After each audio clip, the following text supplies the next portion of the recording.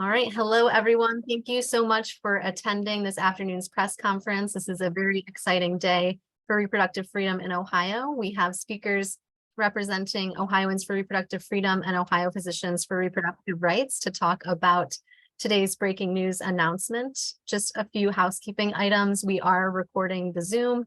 Any press on the line are also welcome to record on your local devices. We are going to hear from our four panelists and then go into Q&A at the end. If you would like to drop a question in the Q&A box throughout, that's great. We will start there at the end and pepper through in order that they were posted.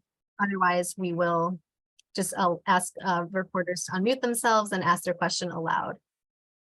So with that, I am going to introduce Dr. Lauren Beam from Ohio Physicians for Reproductive Rights, who is going to kick things off. Dr. Beam. Thank you so much. It's an honor to be speaking today.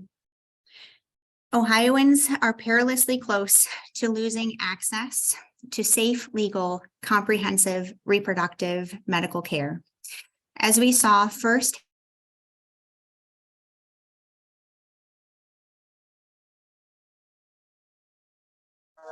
Dr. Beam, you were muted. Oh, thank you so much. I'm so sorry about that. Thank you for being here, everybody. I'm here to say a few things, and we'll get started. Ohioans are perilously close to losing access to safe, legal, comprehensive reproductive medical care. As we saw firsthand when the abortion ban went into effect in Ohio last year, withholding care to people puts their lives and health at risk. As physicians, we have a moral and ethical obligation to do something. This common sense amendment ensures physicians will be able to provide the care that they need to their patients, that their patients deserve and need without government interference. Our common sense amendment will restore the rights and protections that were destroyed when Roe was overturned. It will preserve the doctor-patient relationship and empower all people to make their own reproductive healthcare decisions without interference from the government, lobbyists, and politicians. We are confident that our nonpartisan grassroots campaign will rectify the medical emergency that was created by limiting and banning access to reproductive medical care. Thank you. Thank you, Dr. Bean. Next, we will hear from Jessie Hill, who is working with Ohioans for Reproductive Freedom. Jessie. Yeah, thank you. Good afternoon. As Selena said, my name is Jessie Hill. I am a law professor at Case Western Reserve University, but I want to be clear that I'm not here in my Case Western capacity, but as someone who has worked closely with Ohioans for Reproductive Freedom on the drafting of the language of this amendment. I've also served as a volunteer attorney with the ACLU of Ohio for well over a decade, and I've also worked closely with preterm for many years as well. I echo Dr. Bean's remarks. Today is a really exciting day for Ohio because we are taking a positive step towards securing our reproductive freedom in a lasting way. As a lawyer who has been directly involved in litigation surrounding Ohio's draconian abortion laws, I can tell you that reproductive freedom is indeed in serious legal peril in this state. And while the worst of Ohio's abortion bans have been blocked for now, temporarily, we simply cannot rely on our legislators or even ultimately on our courts to secure this freedom in the long run. We have to do it for ourselves.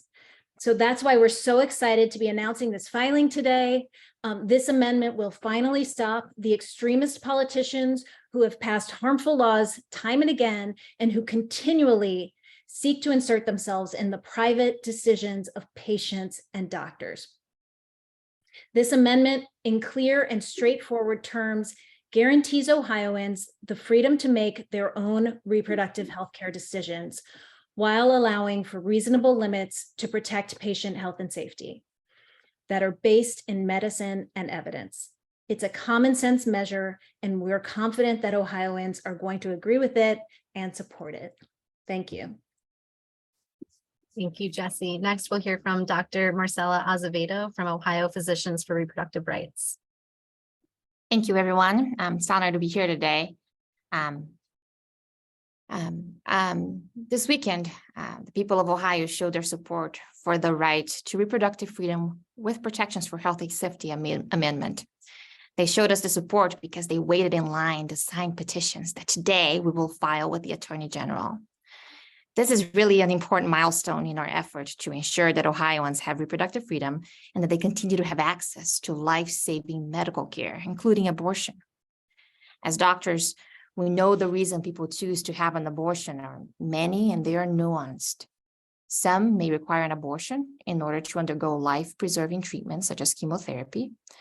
Some make the difficult decision to terminate a pregnancy because they want to be spared the emotional anguish and the physical threat of carrying a fetus that cannot survive outside of the uterus. Some, including children, may choose to have an abortion after suffering the trauma of rape or incest. Some choose to have an abortion to protect their well-being, their health, and their future. As we learned during the 11 weeks that abortion was banned in Ohio last year, the consequences of denying abortion care are dire for patients and for doctors alike. As physicians, we have a moral and an ethical obligation to make sure that all people have access to medical care and that they can make their private reproductive healthcare decisions free from government interference. Thank you. Thank you. And finally, we'll hear from Dr. Sri Thakalapati, who is representing Ohioans for Reproductive Freedom. Good afternoon, everyone. And what a hopeful day it is in Ohio. My name is Thakalapati, and I'm an enthusiastic member of Ohioans for Reproductive Freedom. Ohioans for Reproductive Freedom is a coalition of reproductive health, rights, and justice organizations that have been fighting for reproductive freedom in Ohio for decades. I'm also the executive director of Preterm. Preterm is a nonprofit abortion clinic, and we've been providing abortions for 50 years in Cleveland. We're excited to launch this historic effort with the Ohio Physicians for Reproductive Rights and advance a ballot amendment that will protect abortion and reproductive freedom in Ohio.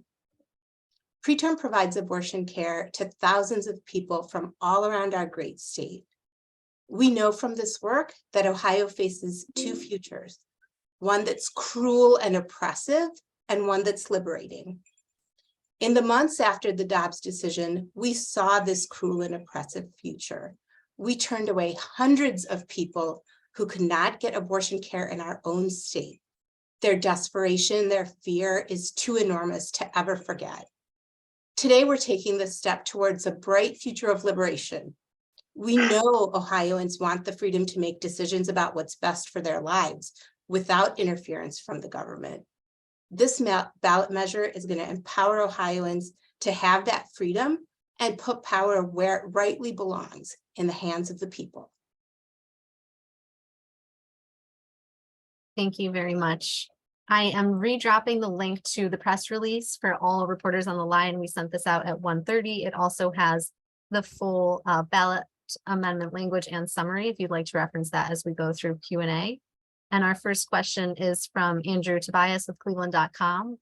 And his question is twofold. And Jesse, I think this will be for you. How would this interact with all the various abortion restrictions currently in Ohio law? And how is our proposal similar or dissimilar from the Michigan proposal? Thank you. So there are a lot of restrictions that our extremist politicians have passed over the years. So what I can say that this amendment would do is that it would guarantee Ohioans freedom to make decisions about their own reproductive health care with reasonable limits, and would make it impossible for extremist politicians to pass or enforce laws that ignore medical advice and put patients and doctors at risk. So it would ensure that regulation of abortion is in the interest of patient health and safety, and that it is based in medical evidence.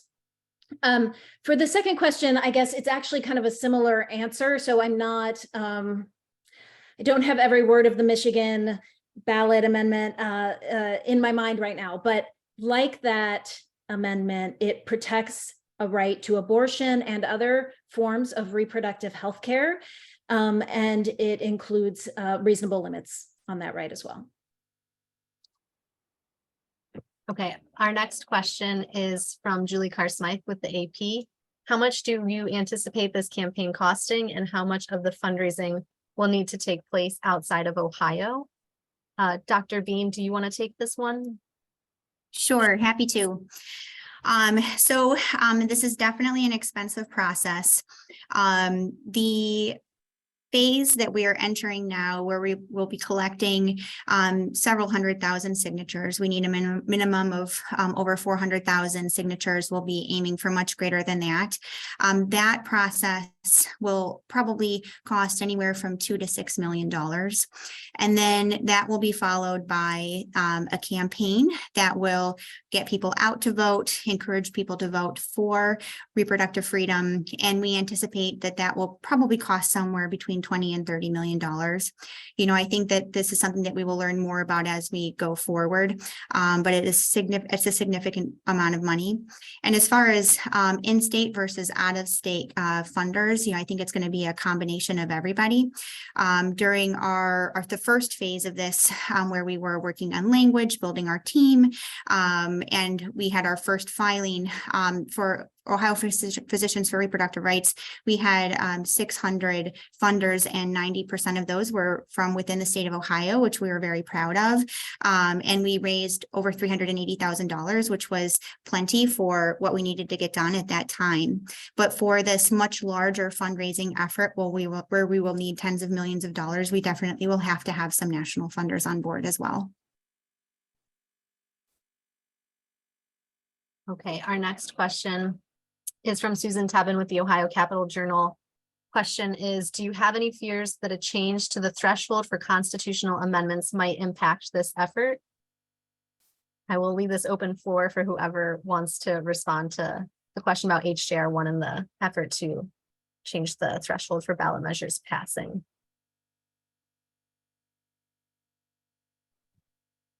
I'd be happy to take that. And if I say anything, that feel free to fill in. So one of the reasons that we felt very strongly about putting this on the ballot in November of 2023 is because this might be one of the last chances we have to put this on the ballot before that is passed. And even if that supermajority bill does go on the ballot in November of 2023, I do not anticipate that actually impacting what we are doing. So we are doing this just in time to avoid being impacted by that if it did go into law. Thank you. We have two questions next about parental consent. So from Joe Ingalls, would this allow minors to get abortions without parents' permission? And then a follow-up. One of the laws already cited by opposition groups as being overturned would be the parental notification for minors. Jessie, I'm wondering if you would be able to speak to this. Yeah, so this amendment does not speak to that. Currently, Ohio law requires parental consent for minors under 18 seeking abortions. You know, what this law does do is guarantee Ohioans the freedom to make reproductive healthcare decisions, and it ensures that any state regulation has to be based on patient health and safety. So it guarantees a right to reproductive freedom with reasonable limits. Thank you, Jessie. And that really tees up the next question on reasonable limits. So what are those reasonable limits? And Daryl Rowland is asking, it seems like the legislature would be able to ban abortion after viability, except for life and health of the mother. Is that correct? The law does guarantee a right to abortion up until fetal viability.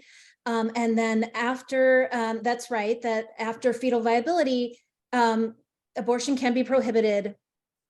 There have to be protections for the health and life of the patient, the pregnant patient. So, you know, basically what this amendment does again is, it ensures that abortion is available up until viability, but that really that it's going to be patient health and not politics that drive decision making after that point.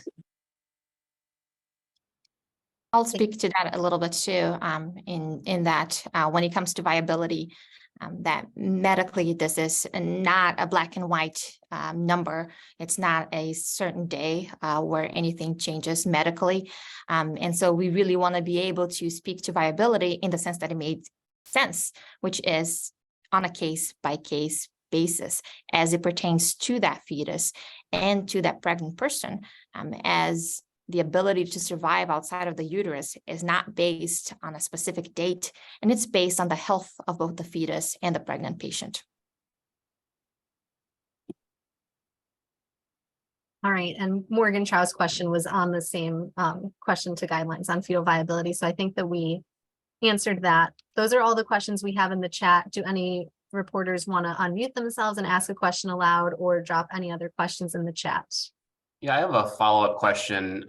So I think it's pretty clear. This is kind of building off of what I and another reporter asked about. It's pretty clear that something like the heartbeat bill would be outlawed by this, but then you have the whole menu of abortion restrictions, Ohio, like the transfer agreement requirements for providers. There's like the ultrasound requirements. And so I'm just wondering if there's like a spectrum that you could elaborate on what kinds of things might be permissible, what kinds of things definitely wouldn't be, and then also what the process would be to determine whether or not something kind of meets the criteria in this if it passes. Yeah, I guess that's probably for me. Or at least I can start. I mean, again, I can say what this amendment does, what this measure does is it lays out principles, right? And the principle is reproductive freedom, freedom to make your own reproductive health decisions. However, there can be regulation as long as those regulations actually advance patient health and safety, and are backed up, based in, I should say, medical evidence, in real evidence. So that is, it obviously doesn't go through and tick off individual situations or individual kinds of regulations that might or might not stand up. What this does is it lays out a standard for deciding, and for passing laws and for deciding whether they're permissible, that is based on whether or not they advance patient health and safety. I have a follow-up to that question. With the legislature that we have right now, who is to say what a reasonable limit is if there are doctors who will, this is not a consensus that doctors have come to. A majority have, but there are always outliers. Sorry, is that about, that's about the reasonableness of a regulation? Is that what your question is about? Yeah, so, let me just say, I would love to see the legislature start with trying to back up regulations with any sort of foundation in actual evidence or health and safety. I think but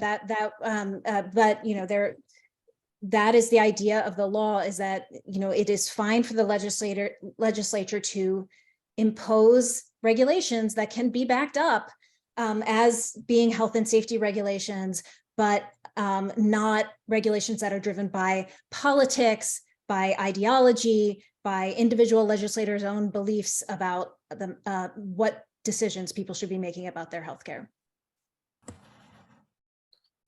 Okay, I have go ahead. No, you can ask your follow-up. Yeah, Julie Carr-Smythe at the AP again. I had a follow-up on the 60% issue. If anyone is here who is involved in potentially in both this campaign and the campaign to fight that, could you address the level of resources that are going to be required and whether that's going to stretch budgets of your organizations?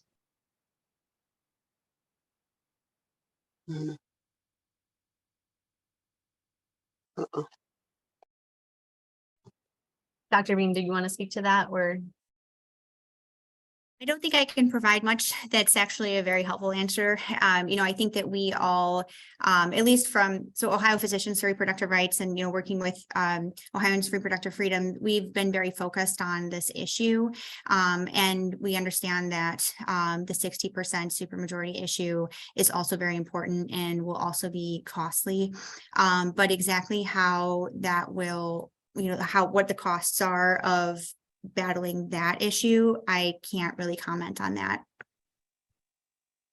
Thank you. Until we see what happens in the Ohio legislature with that, we're not really able to speak to how our efforts will coincide or parallel with that. So we'll stay focused on our amendment for today. And Joe Ingles is next with so it's Joe Ingles, then Sure. Poppy Moore, then Susan Tebben. That's the order I see them coming in.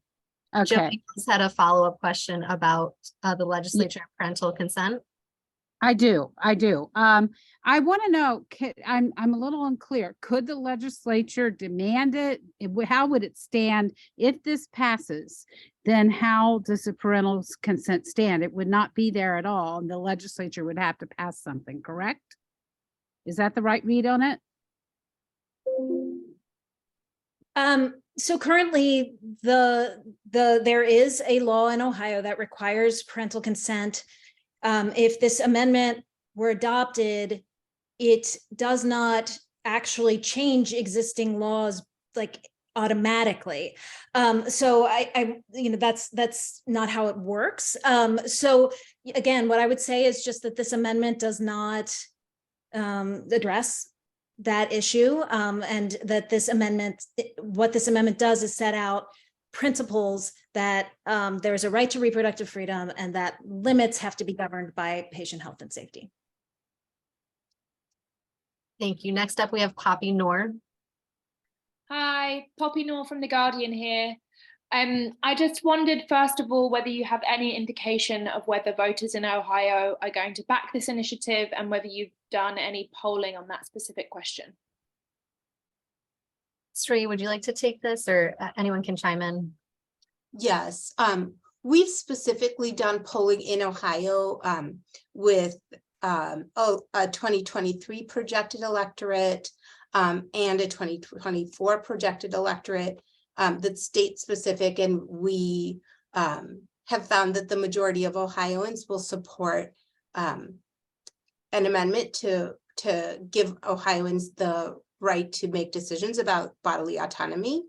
And we also know broadly from Pew Research that almost 3/4 of Americans support abortion rights. I think that number has been especially highlighted in the months after the Dobbs decision, where people really saw the grim climate of half the states in the United States losing access. So we have specific polling about the ballot initiative itself, and we know more broadly that this is something that is a basic human right that people support. And if I could just jump in, speaking of sort of numbers, I think the 60% initiative, I wanted to say that we're part of, we're committed to fighting against that. It's just on its face anti-democratic, and our coalition it is committed to fighting that amendment. Next up, we have Susan Tebben. Hi, thanks. I just wanted to ask, I know we've had previous bills in the GA to force physicians to provide information to patients on abortion, some of which, wasn't based in verifiable science. And we're seeing a new version of that coming to the GA this time around. So how do you plan to move forward with this campaign and battle against misinformation and language that may not be based in science, but is presented by the opposition as a truth and very well could be believed by a lot of people, a lot of Ohioans? Anyone can have at it, and then we can round robin. I'll jump in on that. We have a website called Abortion is Legal in Ohio. And I think this question that you're getting at really speaks to the need for good information. We've had that website because we know from policy research that anytime there's news about abortion, specifically in Ohio, that it increases the idea that abortion is not legal. Misinformation about abortion is nothing new. It's something that as a provider, every person we talk to has some kind of misunderstanding about the actuality of abortion, about, what happens, fetal development, safety. So we have, I think, real grounding in what these messaging strategies might be. We're working with messaging firms, and we're also polling. And we have the experience of this being fielded in other states. We're confident that people will be able to hear our message. And we have been working for a couple of years to build up our website, build up our following in social media so that we can disseminate good information. And we're also hopeful that the news and news media will cover this in a way that is going to promote, evidence-based, truthful, accurate information. And I'll echo what Dr. Takilapati just mentioned, and that is one of the reasons why Ohio Physicians for Reproductive Rights was founded to begin with, is that, considering political climate and some of the laws that are clearly not based on medicine and not based on patient well-being, once these started to come out in the recent Dobbs decision, we felt that there needed to be a stronger outpouring message directly from the physicians that people see in the office, that they're out there and speaking alongside this message, which we fully endorse and we fully agree with, but perhaps hadn't been out in the public arena saying publicly through, education and media outlet. And so this is one of the reasons why we're extremely proud to be a partner alongside these wonderful coalition of establishments that have been doing this hard work for decades. But this is one of the reasons why we're here. We want to make sure that patients know that that doctors who they see in their offices agree with this, and we're 100% behind it. Thank you. Next question is from Morgan Trout. Hi again, Morgan Trout, News 5 Cleveland and WCPO in Cincinnati. So some would argue that the legislature did not follow the redistricting amendment. And if there are no direct guidelines for this, how do you believe, and do you believe that this one will be followed if passed?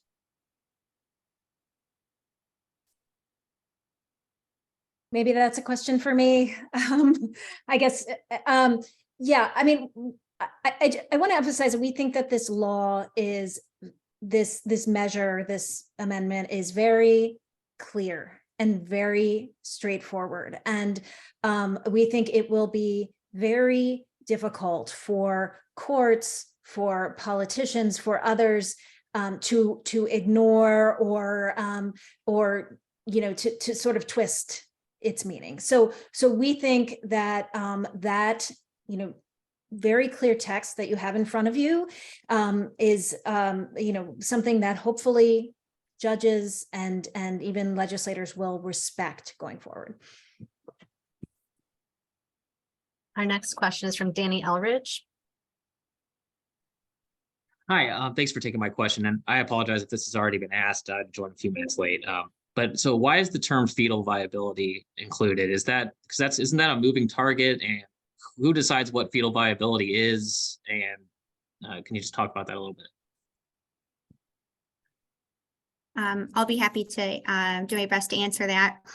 So it's an excellent question. So fetal viability is included in the language, and it's also defined in the language. So because fetal viability has been defined by different people in different ways, but for the purposes of our amendment, we're defining fetal viability as the point in which a fetus could survive outside of the pregnant person out, reasonable or extraordinary measures being taken. And so that from a medical perspective is how we would consider fetal viability to be defined, practically speaking. And as Dr. Azevedo said, we are focusing on the health of the patient. Each individual patient comes with their own pregnancy, their own health complications, and each fetus has their own situation. And we are in its own likelihood of being viable, depending on what's going on. If there are malformations, for example, if a fetus's kidneys are not formed or its brain is not formed, that fetus is going to have potentially not be viable, and that is something that is independent of gestational age. So fetal viability is a helpful term because it is conceptually helps us understand what we're trying to express in a few words. But because it is a complicated term, we did define it in our language to avoid confusion. I'll add to Dr. Bean in that in every patient that I see in my office, I take care of my patient on a case-by-case basis. And that is what we wanted to do with this amendment, is give the power back to the patient and the doctor so that they can make decisions on a case-by-case basis, as we do for other medical conditions, as we do for cancer, as we do for anything else. So that is why that's important. And that is why that needs to stay in a general term that is understandable and that is clear and concise. So if I could ask a follow-up though, just to clarify, as fetal viability though becomes more, it seems like, it gets easier to keep fetuses alive at earlier stages, right? And what is extraordinary right now may not be extraordinary in 10 or 20 years. And this is a constitutional amendment. So I guess I guess, I don't know, can you just talk about that a little bit about why that matters or doesn't matter? Yeah, I'll add to that in a little bit, is that we've made extraordinary scientific changes over probably the past 20 years. We are at a point in viability where you are asking for organs that don't exist to exist if a fetus is to survive at an earlier point. And so while it is difficult to predict the future, we needed to lay a groundwork that fit with Ohio values and Ohio voters, and yet gave us the room and the practice that we used to have under Roe. So this is where we're coming from, in a sense of how do we help people today, because people were going to get hurt if we did not act right now. So today, this is how we can help people and how we can restore the medical capabilities that we used to have, and by enshrining that in our Constitution now. And we live to fight another day. We live to fight again next year and the year after, and continue advocating for our patients and the people of Ohio. Okay, we have 3 more questions in the queue, and then we're going to close for just final remarks from our panelists. So Anna Staver, you're next. Hi, I'm from the USA Today Network Ohio Bureau. Thank you for taking our questions. I had a quick follow-up, and I feel like this has been asked in a lot of different ways. I'm just not completely understanding. But, when I look at some of the bills that the legislature has passed in recent years, I do think, rightly or wrongly, I do think some people, like the opponents of abortion, will argue that transfer agreements and mandatory waiting times and not allowing chemical abortions to occur at home are for the safety of patients. And so I am just trying to understand how that gets sorted out when you have, say, a conservative legislature who says, no, you can't do those at home. It is not safe. And then you have folks on the other side saying, no, it is safe. Like, how will that be arbitrated? I think it's me. Yeah, thank you for that question. So the amendment is written to make it clear that the burden is on the government to have to be able to show that the regulation advances health and safety. And so, I think that that's, without getting too much into lawyer speak and how it plays out, I mean, what it is it's a demand that the government not be able to just assert these things, which is what has been happening, and be able to really show that it's true, that it's reality. And I think we all feel confident that, in many of the exact examples, that you can come up with, there are situations where we're quite confident what the medical evidence would show. So it's really about the government having to back up the idea that something promotes health and safety. And that would be a change from, that would be what a big thing that amendment changes. Okay, we have Andrew Tobias, and then Daryl Rowland will be our final question after that. Yeah, this is Andrew Tobias from the Plain Dealer and Cleveland.com. So I was wondering if just the participants could address if there are any lessons from other campaigns that inform, in other states that will inform either how you will approach, promoting this and trying to persuade Ohioans to vote for it. And then also if any of those lessons informed how the actual text of the amendment itself was written. Yeah, I can speak a little bit on that behalf. So particularly the Michigan campaign, which has the most similar process as to the Ohio process, moreover, the most similar voter population as Ohio, certainly was helpful and provided significant insight. But we do have our own research too, particularly in Ohio, that show that voters overwhelmingly support a measure like this, a measure that is concerned about the people right now, when it comes to a life of the patient, when it comes to health, when it comes to privacy, when it comes to individual ability to make the decisions about your own body. So we do know that Ohioans do support this. Overall, the messaging is clear, and what is at stake is clear, as was in Michigan and as it is in Ohio. And it's that voters don't want the government and politicians involved in their personal decision making, and that is one of the main points that we took away both from Michigan, and one of the main points that we do see here when it comes to our own research that we've done over the past few months. Okay, kicking it back to Jesse for clarification. Oh, I'm sorry. I actually wanted to clarify something because I saw a question in the chat earlier about something I said about how it works when an amendment is passed. And I'm sorry if I was a little mysterious about that.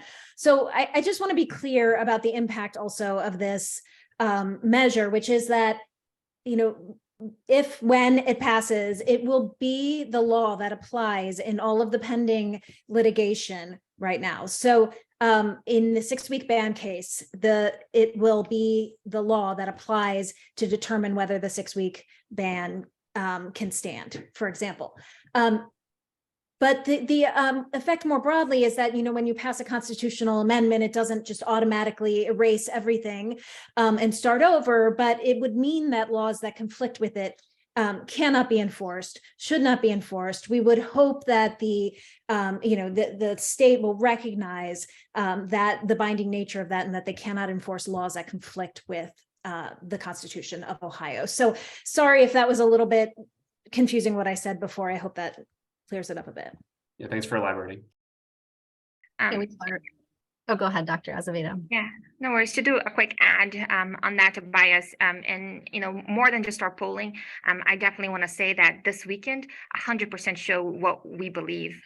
We had a goal of filing today, and we said, hey, let's get some signatures this weekend, and we were told by others that it was impossible to get that many signatures. They had never been done before in such a little time, and in 48 hours together, our organizations, we gathered over 7,000 signatures in less than 48 hours. That is historic and has never been done before.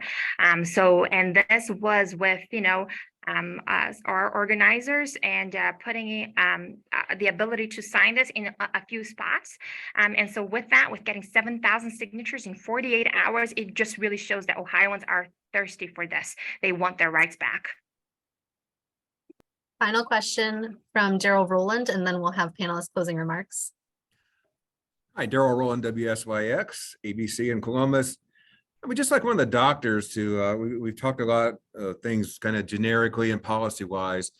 I would just, if you wouldn't mind, at least one of you, share something from your personal experience in dealing with a woman facing a tough decision, and tell me why this law is needed because of a particular case. Just personalize it a little bit for us, if you would. Thank you. Sure, I would be happy to speak to that. So I'm a general pediatrician, and I will often share the story of the Monday after the Dobbs decision. I came into my clinic that morning and I had two conversations that really made it clear to me that I had to do something, and I have been determined to do something since then. And those two conversations that I had, first, a mother of one of my patients called my office to ask if her 13-year-old not sexually active daughter should be put on birth control, because if she were raped, she might not be able to get an abortion. And when this mother asked me this question, I felt sick to my stomach. I had never been asked a question like that before by any of my patients' parents. And this was before the little girl from Ohio who was 10 and was raped and impregnated had to leave the state to go to Indiana to have an abortion, which I think is important to point out that she was one of 3 children ages 10 to 11 from Ohio that had to leave the state to go to Indiana that week, who had been raped and impregnated to have abortions. And so as a general pediatrician, having a mother ask me questions like that, I couldn't not do something. I had to make sure that, my patients would be able to get the care they needed when they needed it. And then another patient story that I think is important that I share is that, at that same morning, I had to call another patient who was a 16-year-old African-American girl who was 8 weeks pregnant. And the previous week we had been having conversations about, making sure that she had the information and resources she needed to make the decision that was going to be best for her and for her future. And she didn't know yet if she wanted to have a termination or to carry the pregnancy to term. And we had connected her with preterm, actually. And we had also made her an appointment with OBGYN so that she would be able to have a conversation in both situations and both medical providers to figure out what she wanted to do. And I had to call her that morning and tell her, hey, it might be too late, and you can't wait to see OBGYN. If you want to have an abortion, you're going to have to go to preterm today. And as I was talking to her, I was thinking about how, here I have a patient who comes from a wonderful community, but it's a community that does not have a lot of financial resources. And if she decided that she needed to have a pregnancy termination, it would cause an incredible amount of strain to her community to be able to get her out of the state to have a termination. And she's just one person. And I have many other patients who would not have those same barriers. And I couldn't sit back and just watch my patients have such disproportionate access to care based on the communities that they come from. So for me as a general pediatrician, that to me was enough to say, what, this cannot continue. I have to do something for my patients. Sri, I wonder if you want to add to that, being on the front lines of your abortion clinic when Roe was overturned, if you have anything you want to add to that question.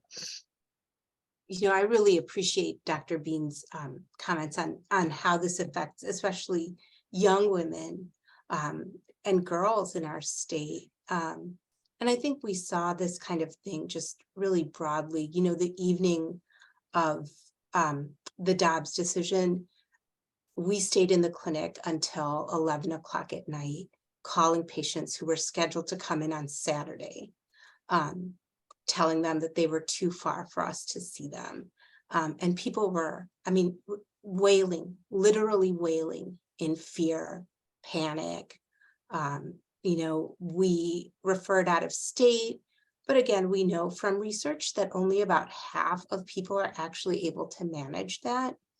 And after we got our injunction on the 6-week ban, we went through and called people that we had to turn away, and many of them came back. They came back to preterm and we provided abortions for them. So, it doesn't prevent people from wanting an abortion. It just prevents them from being able to access it and, immiserates them, forces people to give birth. And that's what the situation we're in, just in very specific terms. These restrictions force people to give birth. And it's, cruel isn't even the word. I think Jesse said draconian, that's the regime. And we are fighting, and we know that Ohioans don't want to live in that society. So we're fighting for that vision. We're fighting for a vision where people can have freedom. Young women and girls can feel free. They don't feel like they're on the verge of criminalization just for existing. And that's what we're fighting against. And the hopeful vision is that we all can come together and make Ohio a place that is safe for pregnant people to live the way they need to live. Thank you very much. Are there any other panelists' final remarks or things that you would like to say before we close? I mean, I would just jump onto that and say, you know, Ohio, the politicians in Ohio have passed some of the most extreme abortion laws in the country. They have tried to ban abortion and did ban abortion before many people even know they're pregnant, with no exceptions for rape, incest.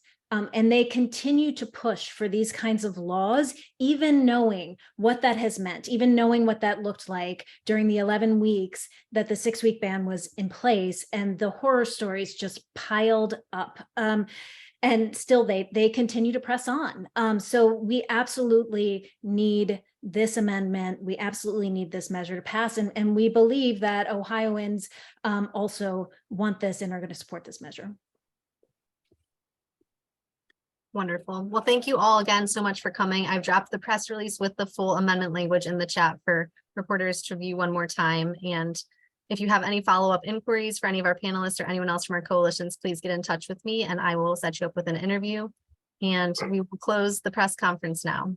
Thank you, everyone.